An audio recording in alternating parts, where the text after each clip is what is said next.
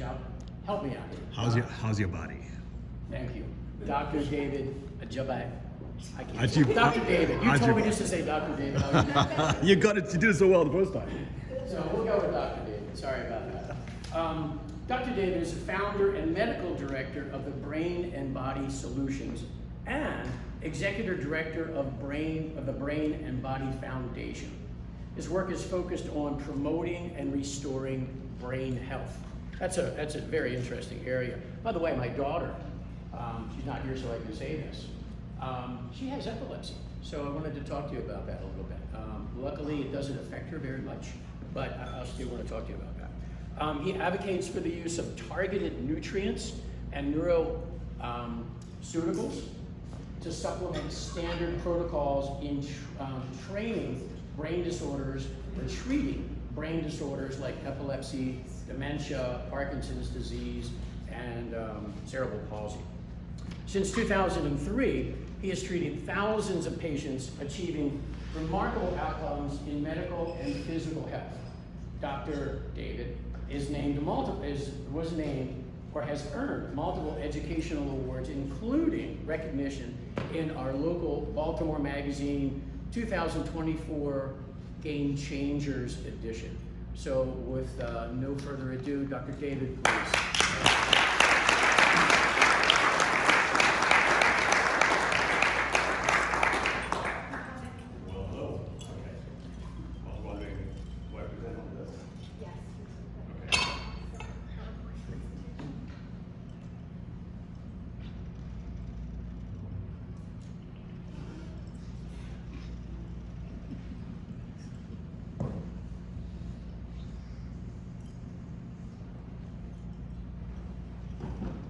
Dr. David Ajabai. There you go, my friend. You couldn't get it out. Good job, Troy. Didn't rock that ball.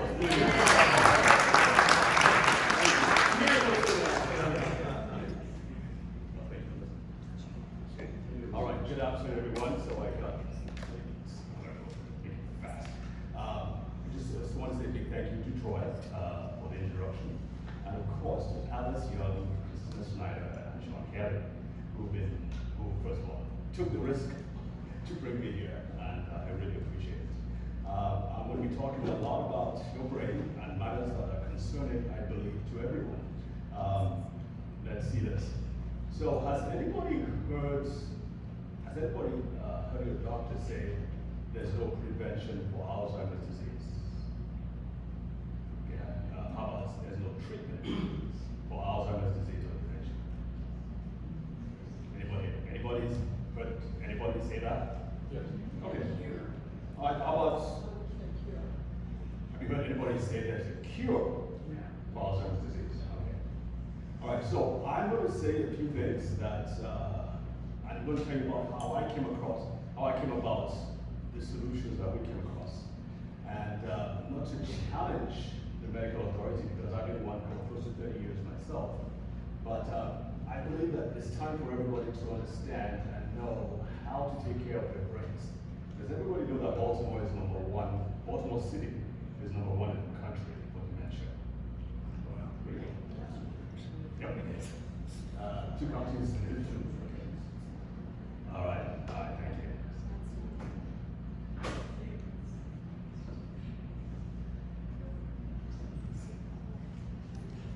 Okay, how about this? All right, so I'm going to go through a lot of slides. Alice said stories. We don't want technical details, just give us stories. Entertain us, so I'll try and do that. So here's my background. Years ago, about 10 years now, this is our anniversary, we started the Brain and Body Foundation. And the idea was that I run a clinic in Nigeria. I have patients all over the world whom I treat virtually. But we decided to devote one day of the week specifically to just donate to helping the poorest of the poor. Those the parents who had kids with severe brain damage, everything from cerebral palsy to Down syndrome. Think about it, whatever there was, ADD, ADHD. And just decided to figure out how to help these people, because no one, from what we can see, no one was helping them except the physical therapists. They were just condemned. So we had to really figure out what to do. And to make it hard, we couldn't do the imaging studies. Obviously, we couldn't pay for them. We couldn't do lab tests. We don't have insurance system. obviously there were no medications to treat these skin conditions, none. And so we had to figure out, and so it had to be, we had three other principles we had to abide by. The solutions had to be seen quickly. In other words, within days, not weeks, not months, but within days, otherwise the parents would not come back. They had to pay a lot of money just, to them it was a lot of money, just to travel and to come to our clinic. So we had to get it right one time. Number two, it had to be simple, so they wouldn't overdose. And number three, it had to be, and probably most important, it had to be safe. Because if they did overdose, and many of them did, they didn't follow instructions, nothing untoward would happen. And so we had a lot of limitations. And so that's me with the several pictures. For years, we would do this. And I gotta tell you, even though we're given it free of charge, in retrospect, I feel we should have been the ones paying them. Because we learned so much from the parents and from the treatments, and it's just hearing back the feedback and understanding how to adjust, how to treat. And so we became quite successful. I would travel many times. I would come to the US because, as I always said, the problems are in Nigeria or in West third world countries. The solutions are in the US more than anywhere else in the country. So anytime I heard about anything, any intervention that was successful, that was showing some success, I would hop on a plane, fly to the US, fly all over the country, like a whole month, and basically go and sit down at the feet of people who are coming out with these breakthroughs. And I gotta tell you, I learned a lot. One thing I want to say, this country, I owe this country a great deal. This country is great not because of who's in the White House or who's in power. It's great because of the generosity of the people. And I love this country. I mean, everything I have learned and I can do now is because of the generosity of many people, like the people standing next to me there. So, quick story. Our first patient ever in the foundation, she came in with her mom, and what happened was that she was diabetic, a 2-year-old diabetic. The nurse made a mistake and gave her 100 times the dose of insulin. Now, if you guys know anything about hypoglycemia and how much the brain needs sugar, basically sucked out all the sugar in the brain and glucose. And this patient's brain was fried. No legal recourse over in third world countries, so forget liabilities and them being sued. So they came to me, having gone everywhere. The government had tried to take them around the country, world, to Dubai and other places. Bottom line, it was high concentrated omega-3s that helped this kid. And the mother said within days she was relaxed. Prior to that, she was stiff as a board. In fact, hyperextended. You know, you're watching these horror movies, it's like the head is almost touching the heels, like really bent out of shape. And very stiff, extremely in pain 24/7. With that, it helped, with the omega-3s, it helped a lot. So that was one of the keys to telling me that there's something here, we can do something here. And obviously, we've expanded significantly since then, using more than just omega-3s. By the way, if you have a kid who's playing football, soccer, that kid should be on omega-3s because their brains are being inflamed. I'm not going to charge you anything extra for that. Another great story that I want to tell you is mother had twins, identical twins, so same genes. Both of them had severe jaundice, and one of them recovered. The other one was significantly affected. So her brain was really in bad shape.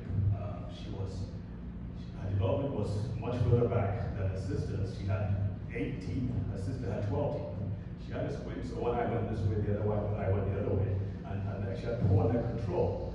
Within a month of just omega-3s, and I know this is hard to believe, even the manufacturers, when I told them about it, they couldn't believe it themselves. The scientist who developed it said that he had never heard anything like that before. I mean, bottom line, within a month, she had sprouted all 8 teeth and caught up with her sister who had 16. Her squint was corrected, and her neck control was a lot better. Now there was a lot more to be done, but again, these were things that kind of like really shaped what thinking about how to address brain disorders. So obviously we graduated since then. We had people coming with dementia, people coming with strokes, people coming with Parkinson's disease and so on. And basically what happened was that we're able to apply the lessons that we had learned treating kids using those principles of speed, simplicity, and safety, but just apply them to adults. And obviously we had the supervision of the federal government and other doctors, so we had to stop everything we were doing, and it was above board. But we learned how to address all these conditions. These are not things you're going to find in great high institutions. But I think the gap that I'm seeing in neurology at great institutions like Johns Hopkins and Harvard and Stanford and other places is that they leave out, they do great work, but they leave out the parts where the brain is saying, I need this. And the brain has specific needs that if you fulfill those needs, you're going to find that many of the treatments that you're given would work a lot better. And that's one of my passions, to really get into hospitals and say, let's fix these gaps, let's fill those gaps. Anyway, so my mission today is really to give you direction.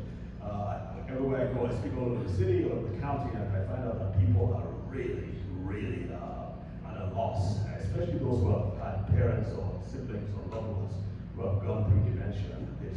They've suffered a great deal, and they're, again, fearful, quite frankly, of what's going to happen to them. And many, unfortunately, are not being given good enough answers. So hope is the word that I like to use, because that's really, you need a lot of hope to change, to reverse a condition like Alzheimer's disease. By the time a person has full-blown dementia, the brain has shrunk by over 30%. That is a lot of brain power. Now, the brain does shrink. I mean, in your 90s, probably expected to be about 10% loss. But 30%, that's a different thing entirely. So I hope I warned you again that I'm going to be talking about something that probably your doctor has not told you. And probably you might get upset with me for saying this. But hey, if you get upset with me, where's Alice? Right there. Over there. She's take it up with her, all right? It's all her fault. Just kidding. Thank you, Alice. All right, so let's start with the basics, right? Let's start at the very beginning. What is dementia? Essentially, it's an umbrella term. There are 100, 200 different kinds of dementia. Alzheimer's disease is just one. It takes about 75 to 80% of all dementias, but it's just one of several different dementias. Dementia is just an umbrella term referring to 3 or 4 different things: memory loss, cognition, inability to think and plan, and other things. Number 3, mood problems, inability to control your mood. And number 4, could have some behavioral problems as well. So usually about 2 or 3 of those things, and there should be signs in the brain. What we found out that dementia, Alzheimer's disease is, and anytime I say dementia, I'm really referring to Alzheimer's disease, because that seems to be the defining problem. It's not cancer anymore, it's dementia. So essentially what dementia is, Alzheimer's disease, is the brain saying enough. And it's beginning to shut itself down. I'll say it again. It's the brain saying enough. And the brain is the one, part of the problem, now shutting itself down. And that's why it's a progressive disorder disease. It's shrinking, the brain is basically shrinking and pulling back, the way trees leaves pull back.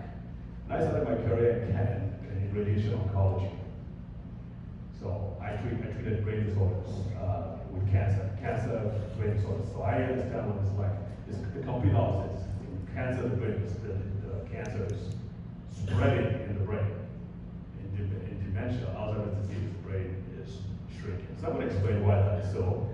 So that's the brain. You can see it shrinking. It's as a result of exposure to, for lack of a better word, attacks over a period of time.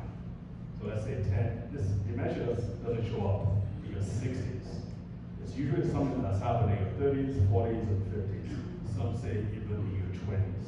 So it's a cumulative effect of attacks on the brain in the presence of, shall we say, weakened defenses. So obviously this happens more, remember I said decades, so it happens as you age. Although I'm hearing that the numbers are getting, people are getting younger and younger. So courtesy of Sean said I should give everybody a brain timeline, something to show people how the brain ages with time. We don't have all that time, but whoa, okay. I'm gonna make this fast. So 25 years is when the brain is fully developed. It's all downhill after that. Okay, just kidding. 65 years is when you have dementia. No, the 50 is around the time people have menopause. Women, you all know that women have twice the rate of dementia as men do, right? Yes? No, we don't know that. Women have significantly higher risk. I'm sorry guys, I'm not a party pooper, but significantly higher risk. One of the reasons for that is menopause. Because estrogen is one of the great protectors. I call it it's like a ball truck. Great protectors of the brain. It protects, it gives brain energy. At menopause, in some women, it actually plummets, so you lose that protection. That's why it's very important they have an OB/GYN who knows what they're doing. I want to point to, there are several things that kind of like cause this decline in brain function, but I want to point to the one that is probably most significant, and that is energy levels. You can see at the top there, my left in your 20s is 100% brain energy, and it kind of declines after that. So this is normal decline. So you can think about it, so with dementia, that decline is a lot steeper. What drains the brain's energy? I came up with this term called dementia 30,000, and basically, can everybody look at this list now? What stands out to you? Is there any patterns you see here? Any patterns? Okay, wow, good job, guys. Alright, so is anything that stands out to you? Well, the red one stands out to me, but anything that stands out to you guys? Just shout it out. Isolation, yes. Lack of activity, inactivity, yep. Anybody else? What? Number seven. Insulin resistance, yes sir. Diabetics. So many of these are little things that people don't really realize how they can affect you. I was going to add infections, COVID-19. There's been an uptick in dementia since COVID-19 came around, especially among those who have loss of smell. Big problem. It increases your risk of dementia several fold if you have loss of smell. And again, the idea is not to depress anybody. I'm just trying to open up what this is all about so you can know. And everybody has a different risk factor, right? Everybody is different. Women have their own risk factors. Men have. Black people, really high risk factors. And I'm really concerned about them because no one is really telling them. And they keep doing the wrong things. When I say them, I mean we, telling us, right? And they keep doing the wrong things. And anyway, so can't go over it much. There's a cure-all code. If you do, there's an ebook I wrote about dementia 30,000. If you want to take advantage of it, we can bring it up later on. So what happens when energy levels are low? The brain is composed of about 100, now it's 86, they've downgraded, 86 billion neurons. And these neurons are all connected. And they're called synapses. So you see on this side, the two brain cells coming together. Nothing happens in your brain without brain cells connected. Nothing. It's all about synapses. I don't know how the time to count it, but they say about 100 trillion. I'm not going to try and cross-check, so I'm just going to take their word for it, and that's the network. This network needs a lot of energy. How much? Over 60% of the brain's energy supply goes to maintaining this network. Now think about this. This network has to work for you to have good memory. This network has to work for you to think, calculate, all this financial gymnastics you guys are doing in financial planning. It all depends on this network working. If there's not enough energy to maintain this network, you're going to begin to falter. And here's the thing though, the brain is a very smart organ, the smartest organ in the whole known universe. And so the brain triages. It's selects what is important and what isn't. Now let me ask you this, what's more important? You remember your wife's or your spouse's, let me be gender neutral here. You remember your spouse's birthday, or you remembering how to breathe? Somebody said, I'm not sure about that. You won't breathe if you don't remember. That's right. So the brain begins to triage. It needs to select what is important and what isn't. That's why you have glitches. And there's a whole list of things that you begin to see as the brain begins to falter. So obviously some obvious things like difficulty following a conversation. You might think it's hearing loss. It could be dementia, the beginnings of. Asking the same question over and over again, which is why it's so important that you need to be very patient, especially if you have someone who's dealing with it. Or sometimes it's not that the person forgot your answer. It could be that they didn't remember asking the question in the first place. Okay? Or they may not have understood your answer. They want to ask it a different way. So there's a lot behind that. And again, it's because the brain is beginning to shut down. And just to prove my point, the parts of the brain that are first to go are the parts that have to deal with, that require the most energy. So that have, and again, those where the network is most dense. And so cognition, the front part of the brain that has to think, that has to calculate, that goes quickly. Memory loss, that goes quickly. Not quick, maybe in some cases it's not so quick, but so I have this quick story about a patient. I was treating in the UK. He basically home service, but really bad. And so he would have his nurse come in who is white, and then his wife would come in later who is black, who speaks the same language I do, who is called Yoruba. And then he would be watching TV. So when the nurse comes in, he speaks Yoruba to the nurse. His wife comes in, he speaks English to her, when it should be the opposite, the other way around. And then when he's watching TV, he's reacting to the people on the show as if they're talking to him. So he gets up, he gets mad, and gets upset. These are strange things, but I gotta say, I've seen a lot of strange things with dementia. Anyway, within days to a week, not months, he began to speak the right language to the right person, and the TV show, he did start responding. He followed the conversation as well. Bottom line is that if you know what to do, if you know what the brain needs, and if you're giving the brain what it needs, you can see significant improvements.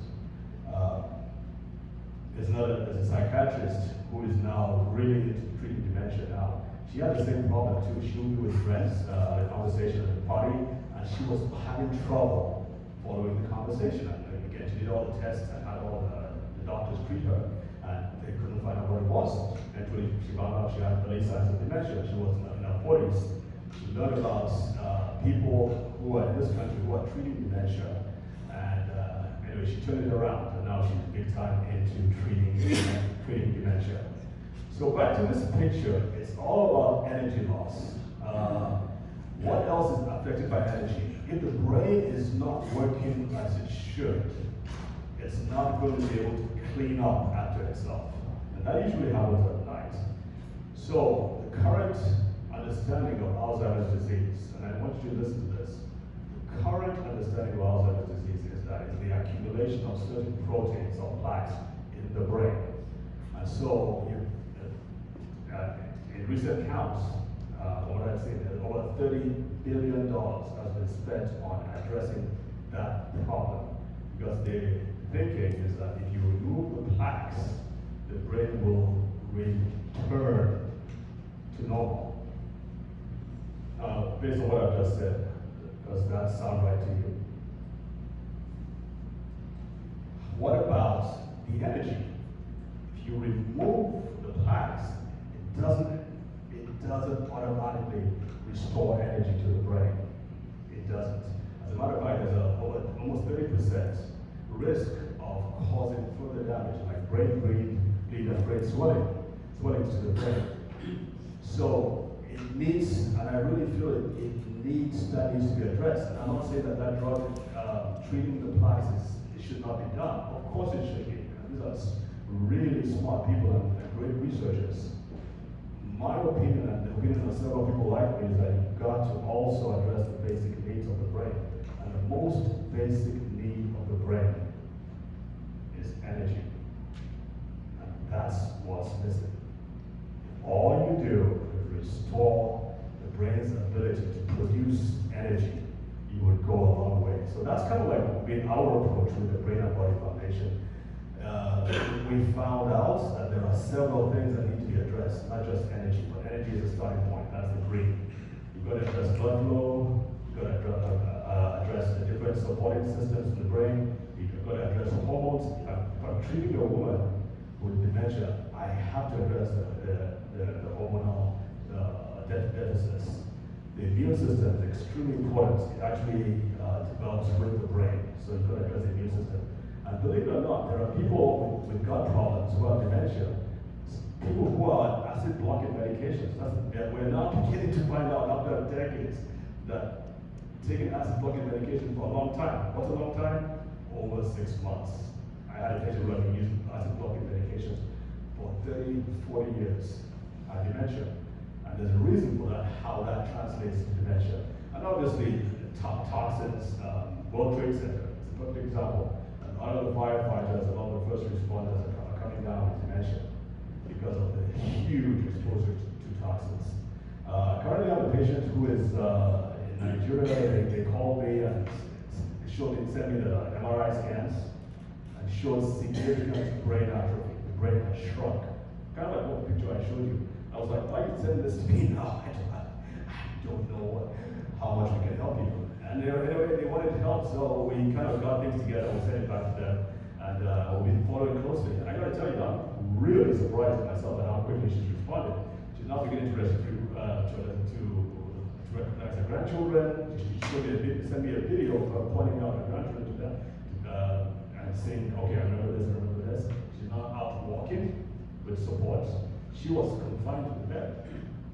So, bottom line, that was very important. Bottom line is that, we were talking with Ken, I was talking to Ken, I was like, we've got, in this country, made so many huge strides in AI, technology, amazing things. How is it that the one problem that produced all these things, the one organ that produced all these things, we haven't figured out how to address it? I mean, it makes no sense to me. It's shocking. Anyway, if we don't take this more seriously and start looking at other things, the forecasts are bleak, and I think it's even worse than this. The number of people in the United States who develop dementia each year will double over the next 35 years to about 1 million, and among African Americans it will triple. And there's a picture of the people who have the highest risk, the veterans, blacks, and women. And because I fit into 2 of these, I'm particularly concerned. By the way, I'm referring to the fact that I'm black and I'm a veteran. Got to clarify some of these. Anyway, so let me round up by saying this. The answer does not lie in a single disease, a single drug or intervention. Where does it lie? It lies in the talk that I give all the time around the city. It's called Keeping Your Marbles. Think about your brain like a castle with people, the moats, the defenses.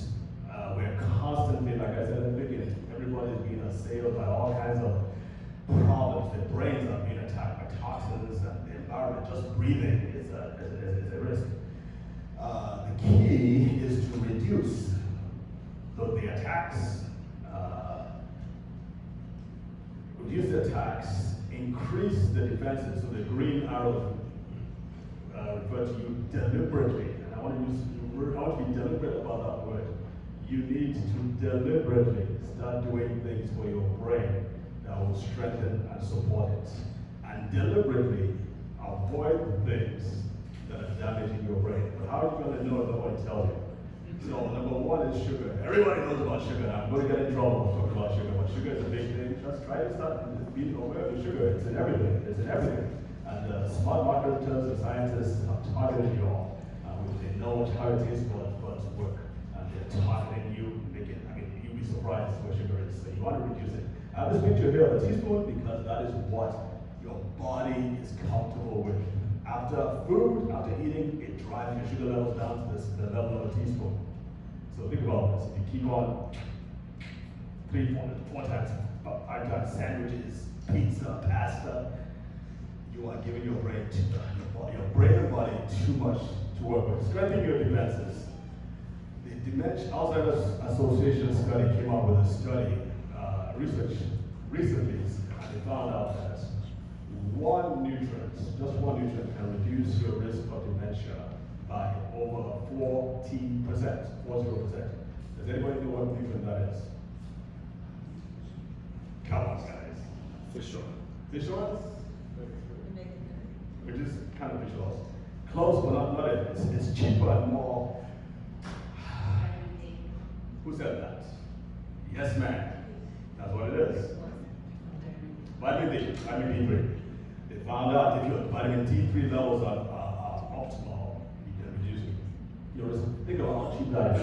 For $10, you can have 40% protection for over 6 months. $10. All right, so then number 3, I always say the third part of keeping your marbles is you've got to know your numbers. Whether it's your blood pressure numbers, your blood sugar numbers, or blood insulin. I recommend about 7 different numbers that you've got to track on a yearly basis, probably more frequently than that. So I have them here. I think most important is you've got to know your vitamin D levels and be sure to keep it optimal. The range is 30 to 100. I would say you'd be better positioned if you have it closer to 100. Don't let it scare you. And this is the range.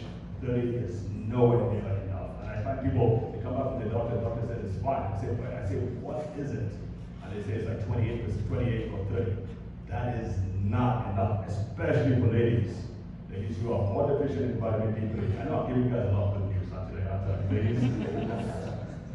But I hope you can turn it around.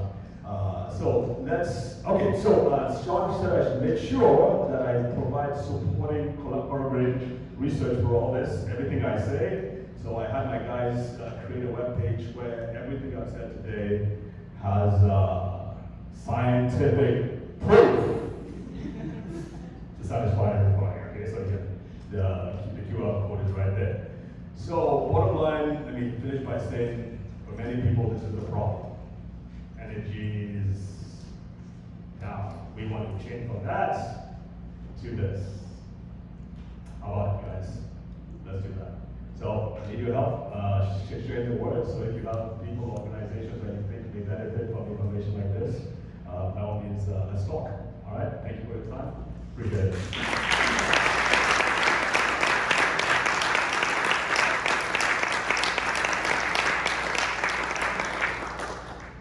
We'll do question and answers. I want to know, do you have D3 samples I can have? The sun is up right there. Yes, so we have questions? Yes, sir. Can you, because I take the acid reducer medicine, can you explain why that leads to Alzheimer's or dementia? Dr. David, you'll repeat the question. So his question is, he takes acid blockers. How long have you been taking it?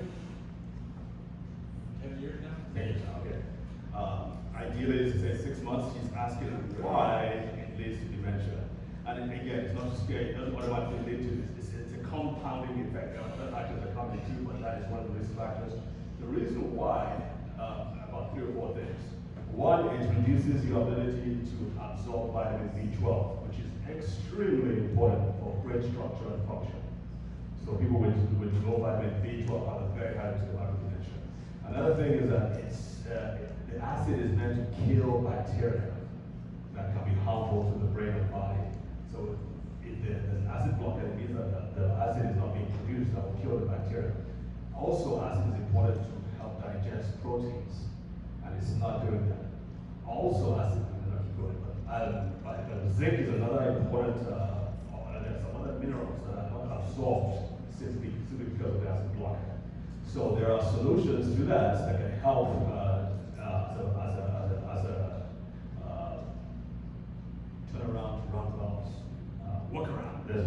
workarounds that can help to repair your guts and reduce your need for acid blocking medication. But there are certainly alternatives. In the meantime, I would suggest begin to take vitamin B12. Talk to your doctor about it. I always have to say that. So speak to your doctor. You can talk about vitamin B12 and talk about zinc and magnesium because you're most likely going to be deficient in these. You bet. Yes, sir. I'm amazed that you said that Baltimore is like the capital of dementia Yeah. in the country. Yep. Any theory, any thoughts as to why that is? One of them is because Baltimore has such great medical system, so they're quick to recognize and diagnose it. The other theory that isn't publicized, and I can understand why, is because people like me have it twice as bad, and Baltimore is predominantly black. So that could be, and there's a lot going on. I think the battery's dying. I think that is one of the factors that could be driving. Yes, sir. That's right. Do you have any, or in this process, assist anyone with over anxious or anxiety, with help with that kind of brain disorder? Do we have any process or system to address people with high anxiety? And is it just anxiety or hyperactivity? Just anxiety. Probably a little bit of both. Okay. Yeah, I mean, again, if you go down the first principle, the battery here is dying. Is there any way we can plug it back in? I know you know it's going to use the computer. So anyway, if you break it down to first principles, a lot of what happens in the brain is affected by what's happening in the gut. Some of it has to do with the bacteria, some of it has to do with neurotransmitters, some of it has to do with basic nutrients. Of course, that can be addressed, but we have to, if I were to address that, I would have to look at other things, medical reports, have a known history, and just to understand where to come in and address it. But absolutely, the answer is yes. Yes, ma'am. So, like I take omega-3 and a lot of other people probably do too. Yeah. We were talking about doing it maybe 10 years ago. Like, were these massive amounts that you were giving to Yes. people? Okay. This was a very high concentrated omega-3. By the way, that's a funny story, but that lady, that kid I talked about, I told her, I honestly didn't know what to do. I knew the omega-3s could help. That was all I could think about, so I gave her a free bottle. I said, take 1 teaspoonful 3 times a day. She thought I said, take 1 tablespoonful 3 times a day. And I think that's what did the trick. If it had been 1 teaspoonful, she probably would not have seen the results that she did. So, yeah, that's one of those ones. Remember I talked about safety, so that's one of the things that I always talk about. Yes, sir. Were you raising your hand or? Yes, sir. So we're not outside as much anymore. Yes, sir. So we're not getting as much sunlight, Correct. and we're all living older. So Correct. you think that at some point this is just going to be national, national medicine that everybody's just encouraged to take this medication on a daily basis? I mean, that's the hope that eventually they recommend that people take vitamin D. I mean, if I were king for a day, I would insist that everybody take vitamin D. And of course, blind people probably double what white people do, white people take, because I understand the whole problem with cancer, skin cancer. It's a problem more among white people than among black people. I used to treat cancer, like I said. We almost never had any skin cancer cases. The only skin cancer cases we had were people known as albinos because they didn't have melanin. So melanin is like a sun blocker, so it's sunscreen, so it blocks out. A black person would have to stay in the sun 6 to 10 times longer than a white person to get the same amount of vitamin D. That said, yes, there's a problem. So what dermatologists are recommending is that just protects the parts of the body that are most liable to have skin cancer, like the face, where hair is too long, maybe the shoulders, and just be aware of how your skin works and try to expose it more regularly. Another thing that we found out is that people stay indoors for like 9 months and then they go on vacation and then they go crazy. Right? Because it exposes everything. It just exposes the skin to amounts of sunlight that they are not used to, and so that's part of the problem. But if you make it a point to expose on a more regular basis, lifting weights, the skin develops more resistance to sunburn and skin cancer. Yes, ma'am. So I had asked you beforehand about if Alzheimer's dementia is genetic. Yeah. Anyway, because I know of many families, some clients, some personal, where it definitely ran, in families, 2, 3, 4 siblings in the family ended up getting dementia. If it's not genetically disposed, is it environmentally that the siblings could have all been treated? And, subsequent, follow-up question to that is that I've often thought people in my generation, and seriously, like my parents' generation my mother grew up eating more fresh meals, right? Whereas we grew up with much more processed food, and my children's generation certainly grew up with a lot more processed food, and there's much more autism in that generation and ADHD in that generation. Is there something to that contributes to this as well? Is that a contributing underlying factor more than genetics, just because you were raised together, that you were exposed to the same things, if it's not genetic? That's a very insightful comment. Yes. So what you're exposed to, what you eat, the environment, and there is some genetic predispositions too. So it's not just the actual genes that cause brain disorder. It could also be susceptibility to stress. You may all inherit those same genes that make you more susceptible or more prone to being stressed or not being able to sleep well, or have cardiovascular issues, big problem with dementia. So there might be other genetic factors that are not specifically related to dementia, but can relate with results.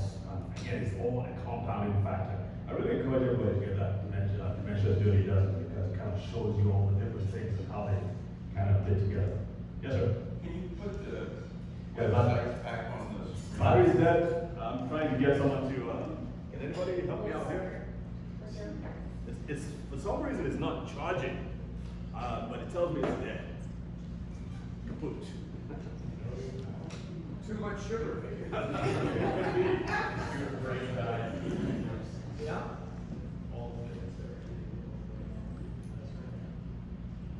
Worst case scenario, I'll email this presentation if it's okay with other people. Yeah. I don't know why it's not charging, so.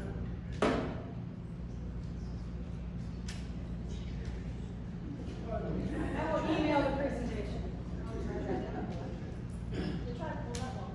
Well, it came back on minutes. Yes, yeah. All right, cool. Great job, Melissa. Yes, ma'am. So thinking about brain health. Yeah. And you mentioned that energy report. Yeah. So is there any percentages that have been published that would say that physical activity, what percentage does it help? As opposed to, everybody asking questions about what do we avoid? I want to know what we do to advocate for what, we need to do. So physical activity, what extent does that have an impact? Yeah. Is that what you want us to do? I think it's the QR.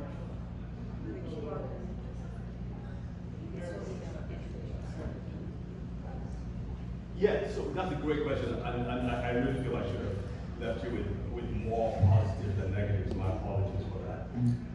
So energy levels, a couple of things that can help, specifically help with the brain. I always start with nutrition. What we know is that things like coconut oil, believe it or not, ketones. Everybody heard about ketone diets becoming the rave around these days. It helps people who take coconut oil, it converts to ketones more readily in the brain, and the brain seems to be able to use that more efficiently than glucose, especially brains that are compromised. When it comes to exercise, yes, walking is good, but for people over 50, especially ladies, the stronger recommendation now is weight or resistance training. You really can't escape that, folks. That is so important these days. So something you need to do on a really regular basis. Now I play pickleball. I know that's not going to help me as much, but I still move. But what I do, my routine is that before I get in the shower, I have this like a bar of bands, and it's resistance bands. My routine is that every time I do like 50, a couple of sets and all that, get my muscles all built up and looking good, and I get in the shower. The act, that simple act of doing that, triggers the release of chemicals that are extremely beneficial to the brain. I mean, we used to think brain power has nothing to do with muscle power. Now the connection is strikingly strong. The stronger and more active your muscles are, the healthier your brain will be. And I do a talk about women's health too, by the way, ladies.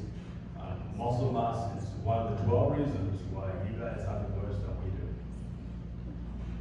Yes, sir? Just two kind of questions. Any comments on supplements like Prevagen?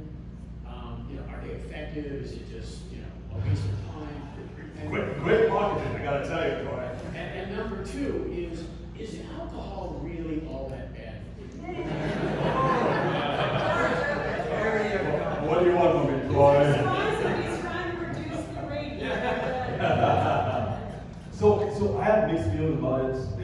There are neurologists who say no amount is good, but you know what comes with alcohol, especially used in moderation, drunk in moderation, is the whole social benefits. That's camaraderie, that connection. That's huge. And the alcohol tends to facilitate it to some degree. Now, that's hereditary, and just be careful with that. But that's why I strongly recommend, so alcohol kills the good bugs. I recommend taking probiotics and then don't let anybody kid you. Everybody should be on some kind of nutritional supplementation who are just not getting enough food. We're gonna take one more question, and then I hope Dr. David is going to stay for afterwards. Sure. I don't mean to put him on the spot, but food's ready, and we've got a couple kosher meals for those who request them to, that are warm, so just wanna make sure we get eventually to networking. And I will email this presentation out along with his contact information to us. But we have one more question. Yeah, you. I know that you said that there was a relationship, or that Baltimore was sort of the epicenter for dementia and Alzheimer's. That wouldn't have any correlation with like obesity and natural bohemian. You said you would not you think that might be correct correlation with obesity? I don't think Baltimore is. Old Bay. Is that something called Old Bay? Moderation. We drink a lot of Oh. See, I've been in Baltimore for 4 years. I still haven't gone to a crowd restaurant. I think that Old Bay thing. So. Okay. High sodium. Yeah. Without the sugar, right? Okay.